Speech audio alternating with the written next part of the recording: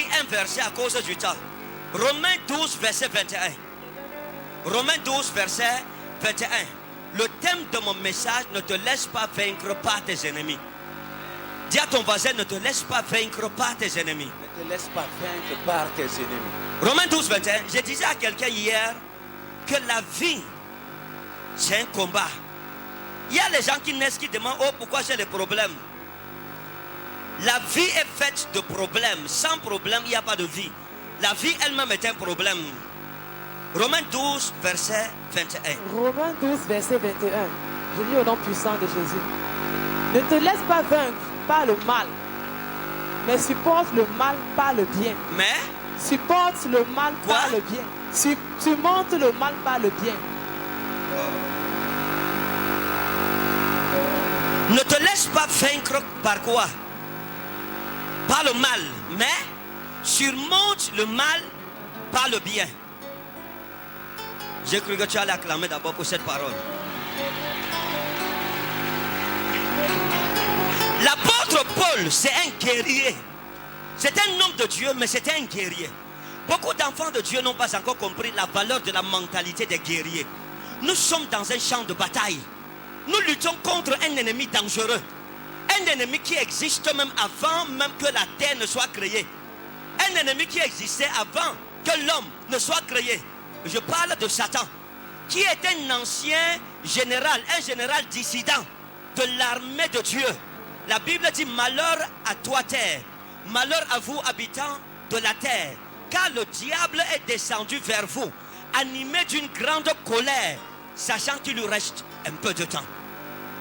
Et la Bible dit: le diable rôde autour de vous comme un lion rugissant, cherchant qui dévorer. Donc, il faut faire attention. Dans cette bataille, tu ne dois jamais accepter la défaite. Tu dois toujours dire en toi-même: je suis né pour réussir. Je n'accepterai pas être stoppé par quoi que ce soit. La maladie ne m'empêchera pas. Vous voyez, un jour, j'ai reçu quelqu'un dans mon bureau. C'était une femme. Et elle se plaignait, et elle pleurait. Et elle disait: Dieu est injuste, Dieu m'a abandonné. J'ai trop de problèmes. Et je lui ai demandé: ma fille, quels sont vos problèmes? Elle m'a exposé ses problèmes. Et je lui ai aussi exposé un seul de mes problèmes. Maintenant, elle ne pleurait plus pour elle, elle pleurait pour moi. Elle m'a demandé que, et vous riez, vous êtes souriant, avec les gens de problèmes-ci. Je lui ai dit: nous marchons sur nos problèmes. Je vais vous donner un secret dans la vie aujourd'hui. Vous vous souvenez lorsque Jésus a demandé aux apôtres d'avancer sur la mer, sur le lac de Tibériade. Il leur a dit: allez, je viendrai après. La Bible dit que lorsqu'ils sont arrivés au milieu du lac, ils ont vu Jésus en train de venir, marchant sur les eaux. C'est ça, n'est-ce pas? Et quand ils ont vu Jésus, ils l'ont confondu à quoi? À un fantôme. Et ils ont eu peur. Et puis Pierre a regardé, il a dit: hey, c'est le Seigneur Jésus. Et il a demandé: maître, si c'est toi, ordonne que je marche sur les eaux. Jésus ne lui a pas dit: je t'ordonne, marche sur les eaux. Jésus lui a dit: viens. Comme pour dire: c'est moi, où je suis, tu peux arriver si tu as la foi. La Bible explique que Pierre a mis les pieds sur l'eau en regardant Jésus. Aussi longtemps qu'il regardait Jésus, il marchait sur les eaux. Aussi longtemps qu'il regardait à Jésus, les eaux sont devenues le tapis rouge qui le menait vers la gloire. Mais la Bible explique qu'à un certain moment, Pierre a prêté les oreilles. Il a écouté le mugissement des eaux. Il a vu les vagues. Il a enlevé les regards de Jésus et il a mis ses regards sur la mer, sur les flots effrayants de la mer. Et immédiatement, il a commencé à sombrer. Et il a crié: Seigneur, sauve-moi. Et Jésus a tendu la main et il a sauvé. Ça nous enseigne une grande leçon. Dans la vie est comme cette mer, comme le lac de Tibériade. La mer là représentait les problèmes, la maladie, la pauvreté, le célibat. Le problème que tu as, il y a quelqu'un qui a plus que pour toi. Toi, tu penses que tu es l'homme le plus malheureux de la terre. Il y a quelqu'un qui souffre de misère plus que toi. Et ça vous suivez? Ne pense jamais que tu souffres plus que tout le monde. Ou bien que Dieu t'a oublié ou que Dieu t'a abandonné. Les problèmes, c'est normal. Avoir les problèmes ne veut pas dire que Dieu t'a abandonné ou bien que Dieu t'a oublié. Les problèmes viennent pour te former. Les problèmes viennent pour t'aider à a écrit une histoire. Un homme qui n'a pas une histoire à raconter est un homme inutile pour l'humanité. Si vous voulez être utile pour les hommes, vous devez leur raconter vos expériences, l'histoire de vos combats et l'histoire de vos victoires avec le Seigneur Jésus. La Bible dit, ceux qui connaîtront leur Dieu feront des exploits. Avec Dieu, nous ferons des exploits. Donc, tu dois enlever les yeux sur tes problèmes. Parce que tant que tu mets les yeux sur tes problèmes vont te noyer. Mais ceux qui mettent les yeux sur Jésus marcheront sur leurs problèmes sans se rendre même compte. Dieu te donne la domination sur tes ennemis. Mais pour avoir la domination sur tes ennemis, tu dois avoir les regards sur Jésus. Qui est prêt ce matin?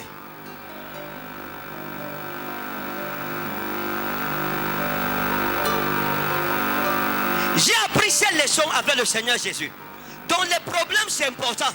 Les difficultés c'est bien. Si tu n'as pas les problèmes, tu dois prier que Dieu t'envoie les problèmes. Parce que sans problème, il n'y a pas de maturité. Écoutez, quel est l'héritage que vous laisserez à votre génération? Vous avez besoin des problèmes. Lorsque je manque de problèmes, je commence à faiblir. Les problèmes m'aident à rester dans la prière, à rester dans le jeûne, à chercher Dieu. Les ennemis qui sont autour de toi, ce n'est pas pour ton malheur. La Bible dit le malheur atteint souvent le juste, mais Dieu l'en délivre toujours. Même les ennemis que nous disons ennemis là, ils ne sont pas là pour rien. Ton ennemi est là pour te rappeler que tu dois avancer. Ton ennemi est là pour te rappeler que tu as une montagne que tu dois escalader. Ton ennemi est là pour te montrer qu'il y a un standard de vie que tu dois absolument atteindre. On ne peut pas parler de vous et vous vous fâchez. C'est mal comprendre la vie. On doit parler de vous. Si on ne parle pas de vous, vous n'êtes pas important. Donc si on ne parle pas de vous, fâchez-vous. Vous devez prendre une prière de révolte devant Dieu.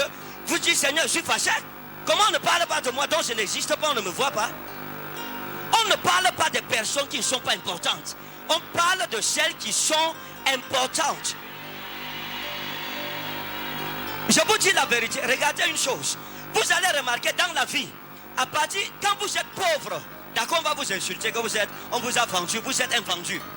Lorsque vous devenez riche, on vous insultera que vous avez vendu quelqu'un.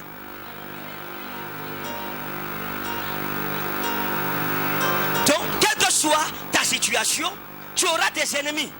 Mais il faut changer ta conception des ennemis. Un ennemi, ce n'est pas mauvais. Un ennemi, c'est bien, c'est positif. J'ai eu l'habitude de dire une chose. L'ennemi, ma prière, c'est pas tuer mes ennemis, Seigneur. Non. Parce que si tes ennemis meurent, lorsque Dieu te visitera, qui sera jaloux? Personne. Il faut qu'ils vivent. Donc, la plus grosse victoire que je peux avoir sur mes ennemis, c'est de réussir où ils ont dit que je vais échouer.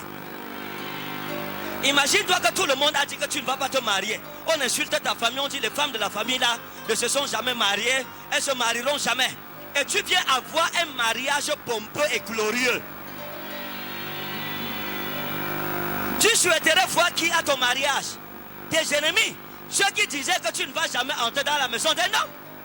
Quand tu le feras, c'est où ta robe même va encore même s'allonger. Ta démarche même va changer. Tu vas maintenant marcher comme l'ange Gabriel. Donc Paul dit, ne te laisse pas vaincre par le mal. Il y a des hommes qui chercheront à gouverner sur ta vie. Il y a des gens qui chercheront à te donner l'orientation, qui voudront que tu danses à leur rythme. Il faut refuser. Personne n'est ton Dieu. Personne n'a ta destinée dans sa main. Même si c'est ton père ou ta mère ou ton pasteur, personne ne peut ni te bloquer, ni t'empêcher d'avancer, ni retarder ta destinée. Il y a une seule personne qui a autorité sur ta vie et sur ma vie. C'est celui qui connaît comment créer l'homme. C'est celui qui t'a créé. C'est celui qui m'a créé. C'est à lui seul que nous sommes redevables. Jésus-Christ a dit ceci. Ne craignez pas l'homme qui peut tuer le corps et qui ensuite ne sait pas ce qu'il doit faire avec l'âme. Il dit, je vous montrerai qui vous devez craindre. Craignez Dieu qui, après avoir tué le corps, peut jeter l'âme dans la géhenne. Un seul peut te commander, c'est Jésus. Un seul autre. Même tes ennemis n'ont même pas le pouvoir de retarder ta destinée d'une seule tierce. Ce que Dieu a dit à ton sujet, s'accomplira. Dieu m'a dit, dis-leur qu'ils apprennent à croire en mes promesses pour eux. Tu dois croire aux promesses de Dieu, même si ta vie est difficile, est dure, n'importe comment. Dis-toi en toi-même, je suis né pour réussir. Jésus a dit, vous êtes la lumière du monde. Vous êtes une ville située au sommet d'une montagne. Mais aujourd'hui, peut-être tu es une ville cachée par l'ombre de la vallée. Dis-toi, tôt ou tard, j'atteindrai les sommets de montagne, comme le Seigneur Jésus l'a promis. Je vous dis la vérité. Si vous regardez aux circonstances d'aujourd'hui, vous ne verrez pas demain. Il faut rêver. Dis à ton voisin, il faut rêver. Un homme qui ne rêve ne se battra pas. Il faut rêver pour se battre. Dis-toi, d'ici 5 ans, j'aurais déjà fait ceci, j'aurais fait cela, j'aurais réalisé telle prouesse, j'aurais battu tel record. D'ici 10 ans, je serai à niveau.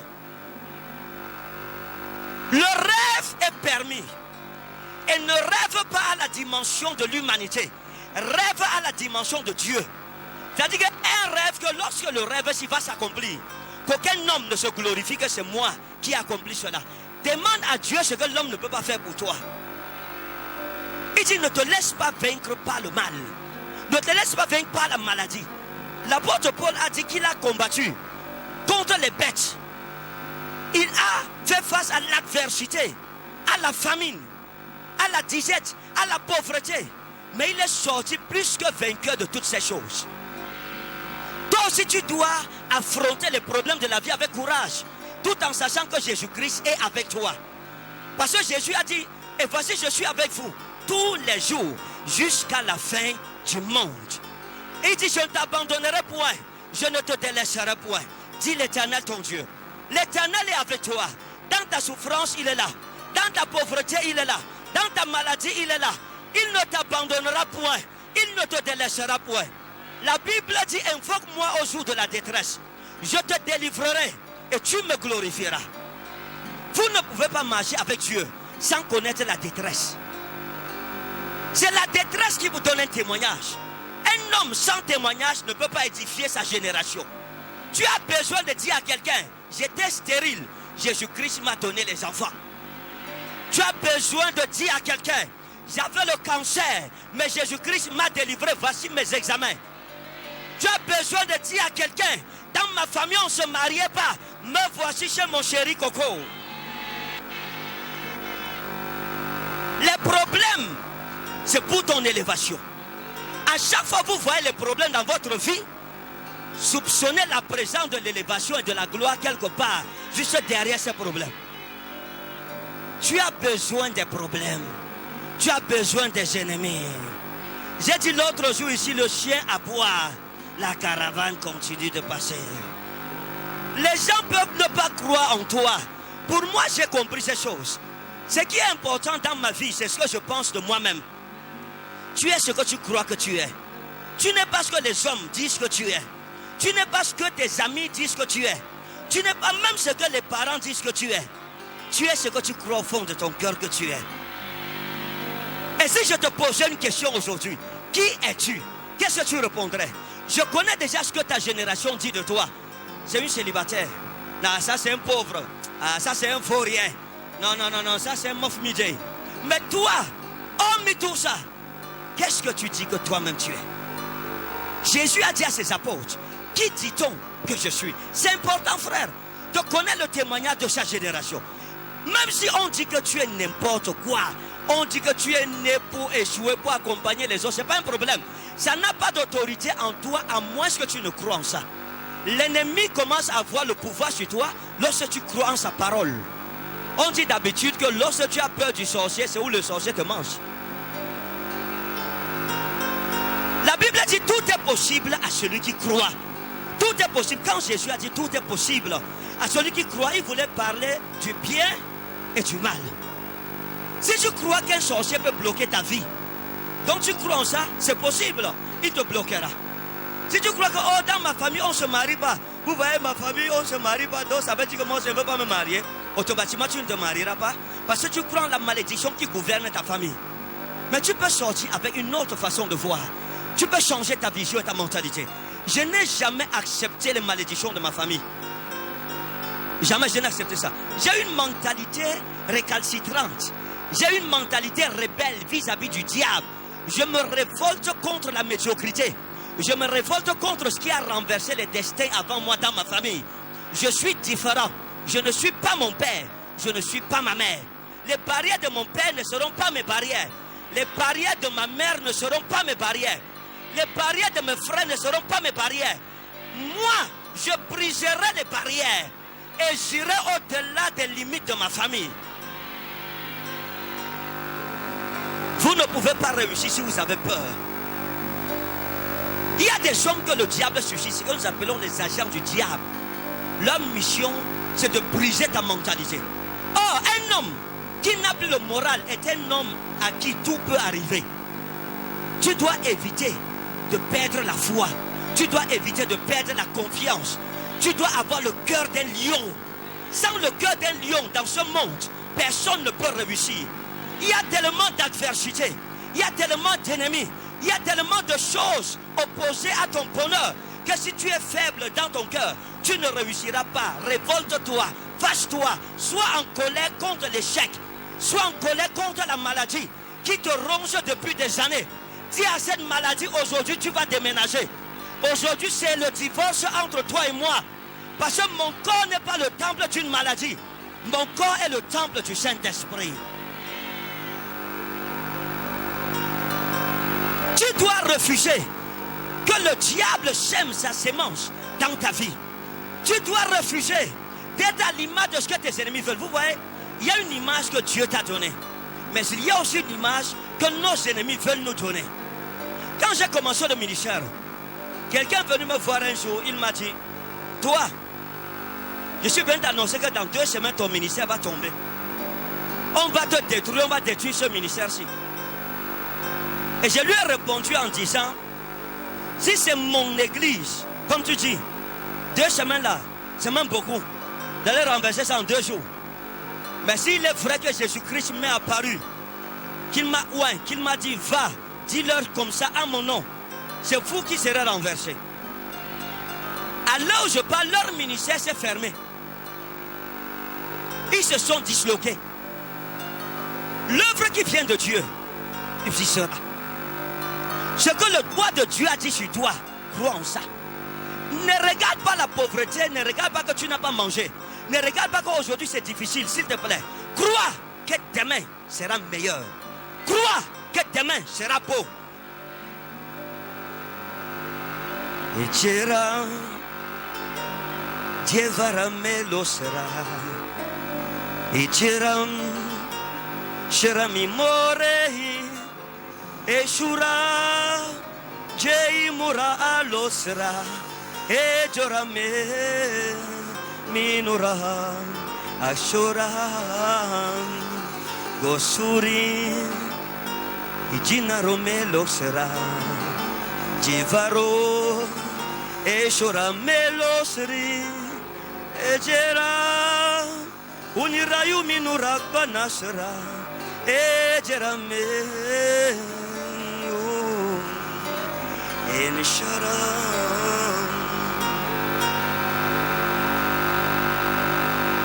La Bible dit, lorsque je traverse la vallée de l'ombre de la mort, je ne crains aucun mal.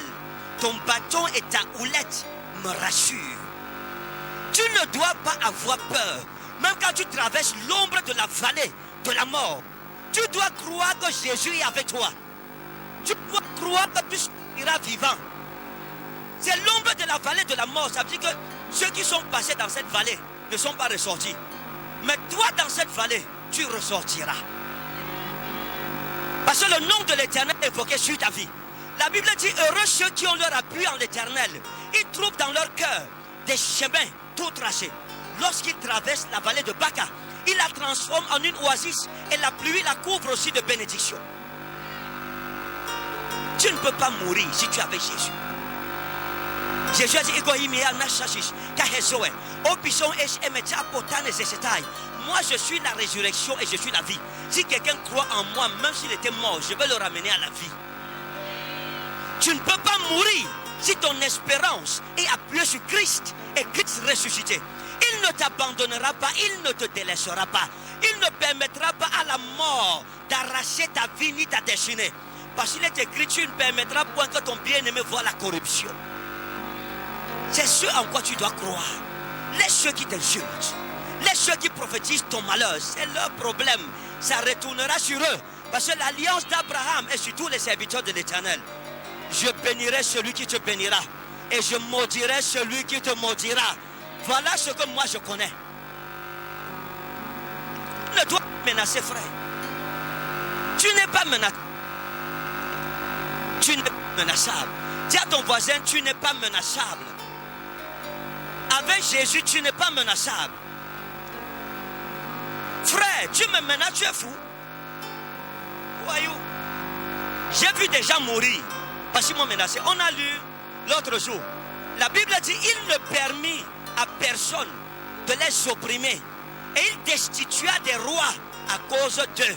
Ne touchez point à mes soins et ne faites point de mal à mes prophètes. Psaume 105, verset 14-15. Donc, la main de Dieu est sur ta vie. Celui qui t'opprime sera opprimé. Celui qui te maudit sera maudit. Amen. Celui qui te bénit sera béni. Amen. Ça ne dépend pas de toi. Ça ne dépend même pas de tes ennemis. Mais ça dépend de l'ancien des jours. De l'alpha et de l'oméga. De celui qui est assis sur le trône. De celui qui n'a ni commencement ni fin. Nous devons comprendre une chose. Fais confiance à Christ. Ne te laisse pas vaincre par le mal. Lève-toi, regarde ta famille. La famille de Joseph, à un certain moment, a commencé à patiner. La famille de Joseph a commencé à perdre les repères. Et Joseph s'est levé dans sa famille. Il a dit, je ramènerai la gloire de Dieu dans ma famille. Et il a ramené la gloire de Dieu. La Bible dit qu'en Israël, la parole de Dieu était devenue rare. Mais Samuel s'est levé. Il a dit, moi je ramènerai la gloire en Israël. Il a ramené la gloire en Israël. Regarde ta famille. Regarde toute la misère dans ta famille. Tous les problèmes que les sorciers ont commis. Les dégâts que le diable et les démons ont commis, engendrés dans ta famille. Lève-toi et dis, à partir de moi, les choses vont commencer à changer. Amen. Il faut toujours quelqu'un dans une famille pour se lever. Il faut toujours quelqu'un dans une nation pour se lever et dire, il faut que ça change. Tant que tu ne dis pas ça, ta vie ne changera jamais. Pour qu'il y ait changement, il faut que tu prennes conscience que tu n'es pas à ta place, que la vie que tu vis n'est pas ta vie. N'oubliez pas l'histoire de Vashti et d'Esther. La Bible dit que Vashti était la reine. Esther était dans les bidonvilles. Elle vivait dans les élobis. Elle battait plusieurs l'eau dans les puits. Elle buvait de l'eau non potable. Pourtant, sa place n'était pas dans les lobbies. Sa place était le trône. Elle était la véritable reine. Mais il y avait une personne qui avait trafiqué la destinée d'Esther. Jusqu'au jour où elle a tourné les regards vers celui qui nous restaure. Vers celui qui fait la promesse et l'accomplit. Dieu a sorti Vashti et a remis Esther à sa place. Amen. Je prie pour chacun de vous. Que toute personne qui a volé ta place soit destituée et tu es rétabli à ta véritable place.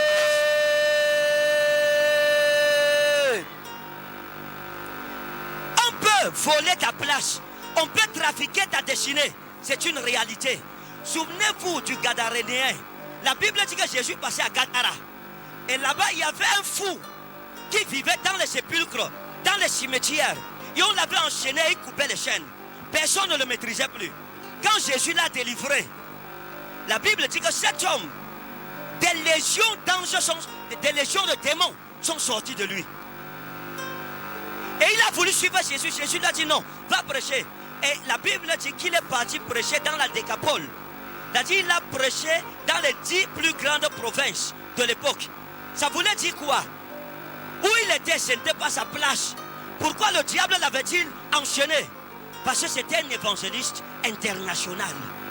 Lorsque ta destinée est grande, le diable fera tout pour te combattre. Et tu dois savoir une chose. Tes problèmes sont à la hauteur de la prophétie de Dieu pour ta vie. Si tu vois le diable te combattre, c'est qu'il voit quelque chose devant toi. J'ai commencé à observer dans la Bible, Genèse et Apocalypse, tous ceux qui ont eu une destinée devant Dieu ont été combattus par le diable. Si le diable te combat, c'est que tu es grand.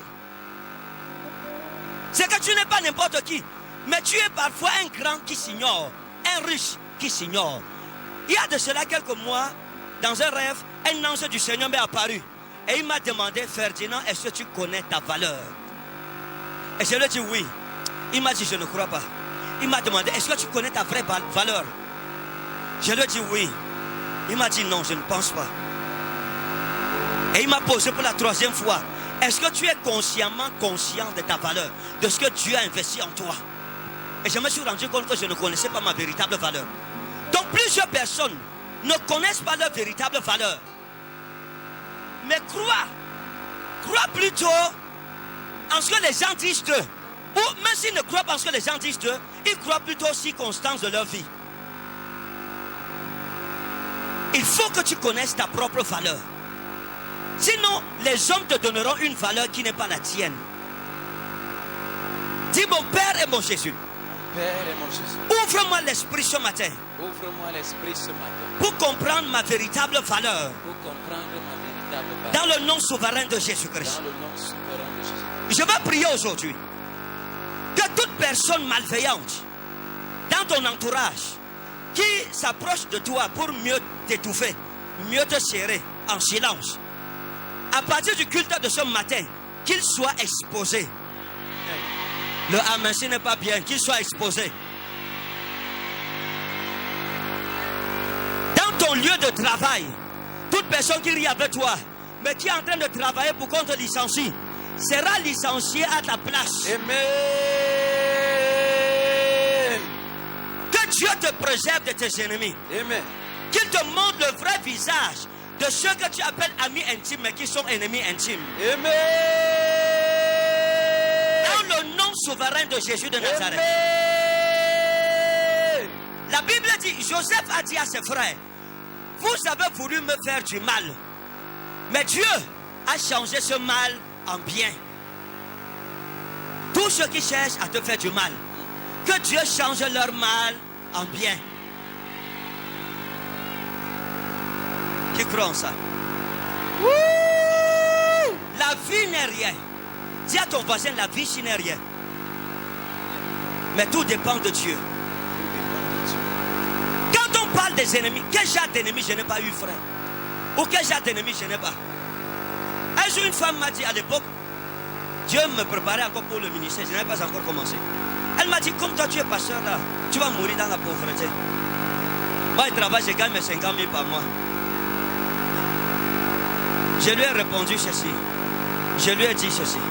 S'il est vrai que Jésus-Christ m'a parlé, et s'il est vrai qu'il m'est apparu plusieurs fois depuis mon enfance jusqu'à cet âge, je prouverai à ta famille que l'homme ne tient pas la destinée d'un autre homme dans sa main, que c'est la bénédiction de l'Éternel qui enrichit et qu'elle n'est suivie d'aucun chagrin. Amen. Je lui ai dit, c'est une question de temps, tôt ou tard. Tu as tes 50 000, moi j'ai 0 francs, vas-y, on saura. Aujourd'hui, l'année passée, elle m'a demandé l'aide, je lui ai donné 500 000.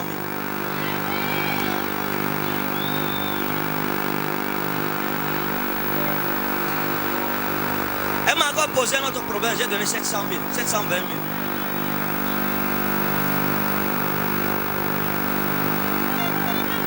Je m'en fous de ce que tu crois de moi ou ce que tu penses. Tu es qui d'abord pour me juger? Who are you?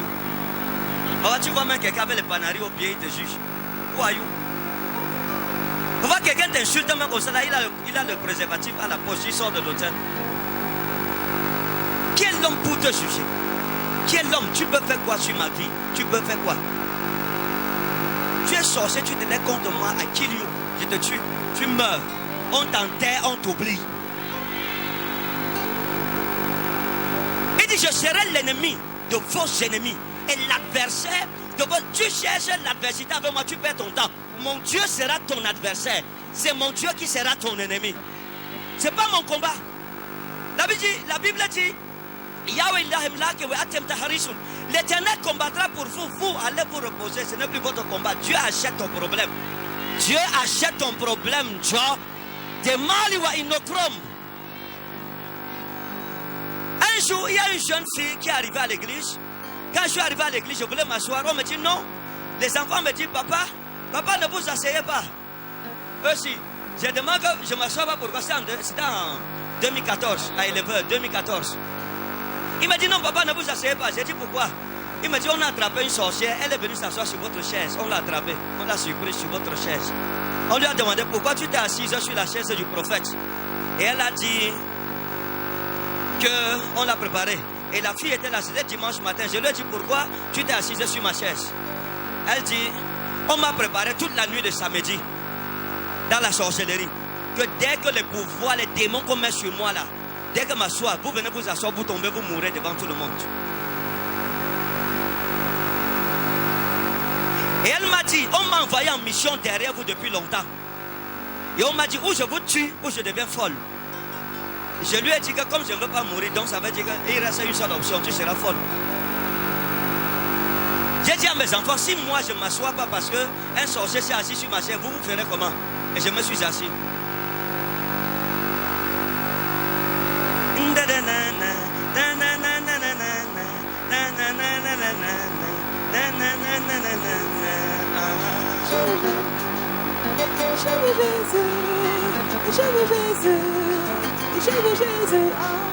J'aime Jésus, j'aime Jésus,